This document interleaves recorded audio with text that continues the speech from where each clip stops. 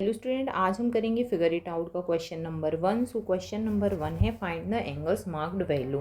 सो ये वाला क्वेश्चन करने के लिए आपको कुछ पॉइंट्स याद रखने होंगे। सबसे पहले क्या याद रखना है आपको, अगर कोई लाइन है ये दूसरी लाइन को इंटरसेक्ट्स कर रही है तो वर्टिकली अपोजिट एंगल्स क्या होते हैं, इक्वल होते हैं।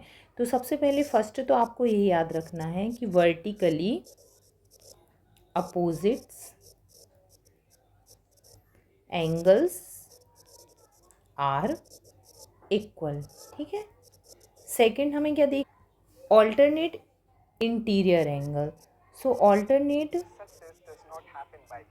Interior angle, alternate interior angle क्या होता है, ये अगर लाइन है इस पर एक ट्रांसवर्सल है, ठीक है, तो ये वाला जो एंगल है ये इसके एंगल के इक्वल होगा। तो ये एंगल क्या है, ऑल्टरनेट इंटीरियर एंगल। सो जो ऑल्टरनेट इंटीरियर एंगल होते हैं वो भी क्या होते हैं, आपस में इक्वल हैं। आपको देखना है कि ऑल्टरनेट इंटीरियर एंगल कौन से होते हैं।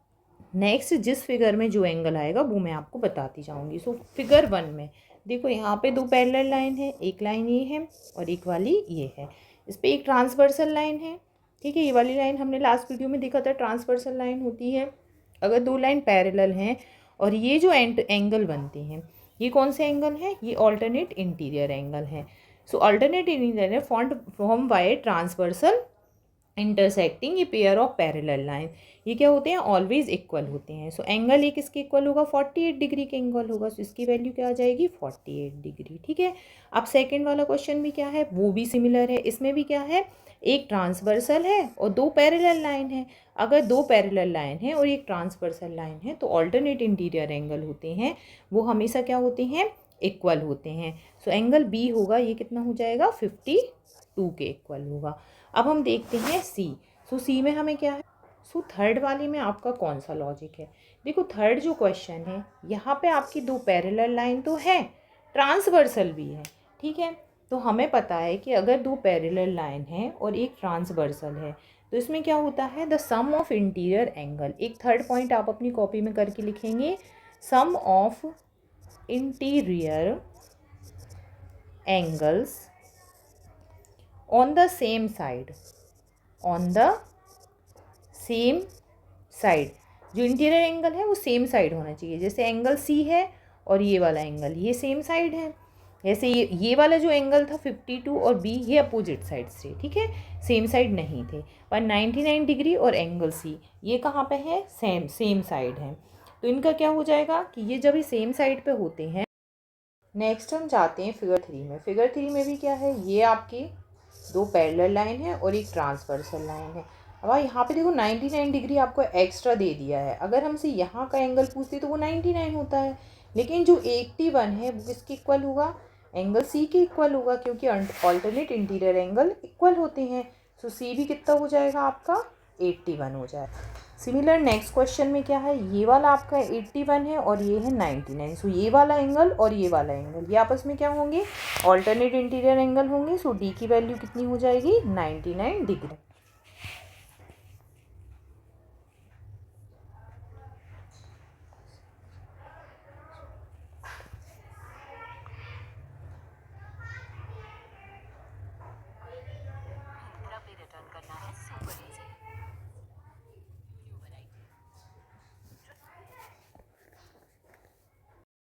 सो यहाँ पे आपको एक पॉइंट याद रखना है, पॉइंट नंबर 3 डाल के आप अपनी कॉपी में लिख लेंगे, sum of interior angles on the same side. Sum of interior angles on the same side इसके of a transversal, of a transversal always adds up to 180। मतलब जो आपके इंटीरियर एंगल है इनका सम क्या होगा, 180 होगा सेम साइड के, लेकिन ठीक है। So 132 plus F is equal to क्या हो जाएगा, 180 हो जाएगा। सो एंगल एफ क्या हो जाएगा, 132 को हम इस तरफ लेके जाएंगे तो ये माइनस में हो जाएगा, 180 माइनस 132। सो 180 में से 132 गया, सो ये आपका बचा 48। सो एंगल एफ हो जाएगा आपका 48 डिग्री। अब नेक्स्ट है हमें जी फाइंड करना है। जी हम कैसे फाइंड करेंगे, देखो ये वाला जो जी एंगल, यहाँ पे जी देखो बाहर बन रहा है, जी एक्सटीरियर इंटीरियर एंगल नहीं है, ठीक है।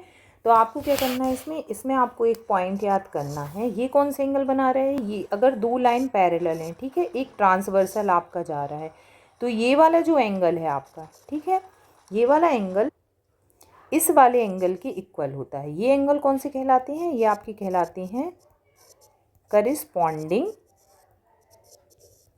एंगल्स, ठीक है। सो एंगल जी है, एंगल जी किसके करस्पॉन्डिंग है, एंगल जी आपके 122 के करस्पॉन्डिंग है। सो जी की वैल्यू क्या हो जाएगी, 102 डिग्री। अब है एच, एच यहाँ पे है हमारा, ठीक है। एच को हम क्या कर सकते हैं, अब यहाँ पे देखो यहाँ दो लाइन गई हैं, एक लाइन ये वाली है आपकी और एक लाइन आपकी ये वाली है।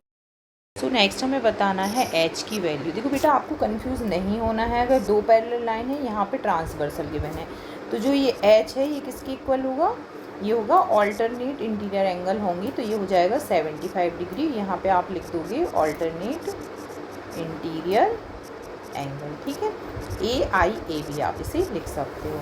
नेक्स्ट हमारा है, इसमें हमें एंगल आई फाइंड करना है। सो आई हमारा कहाँ पे है, तो यहाँ पे क्या करें ना, फिगर को थोड़ा कंफ्यूजिंग सा बना दिया। अगर हम इस पैरेलल लाइन को थोड़ा सा एक्सटेंड कर दें, ठीक है, और ये वाली पैरेलल लाइन भी एक्सटेंड कर दें, तो ये देखो ये दो पैरेलल लाइन है और ये है आपका ट्रांसवर्सल। तो अब आपको अल्टरनेट इंटीरियर एंगल दिख रहा है, जो आई है किसके अल्टरनेट इंटीरियर एंगल है कि है, ये है 54 के। सो आई की वैल्यू क्या हो जाएगी, 54 हो जाएगी। नेक्स्ट हमें फाइंड करना है एंगल जे।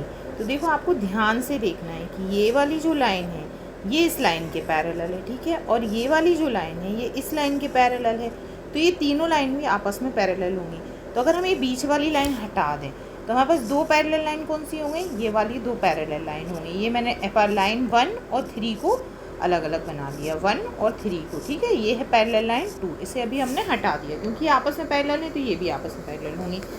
अब यहाँ पे ये ट्रांसवर्सल दो गिवन है हमें, तो हमें एंगल जी चाहिए, तो फिर हम ये वाला ट्रांसवर्सल बस बना देंगे, ठीक है। ये वाली जो ट्रांसवर्सल लाइन है, तो यहाँ पे देखो एंगल जे है, ठीक है, और इस वाली लाइन में यहाँ पे है 97। तो देखो ये क्या बन गया, आपस में ऑल्टरनेट इंटीरियर एंगल बन गए ना। तो ये क्या हो जाएगा, जे की वैल्यू 97 डिग्री होगी। क्यों होगी, क्योंकि ये ऑल्टरनेट इंटीरियर एंगल्स हैं। आप इसे ऐसे करके समझ सकते हैं।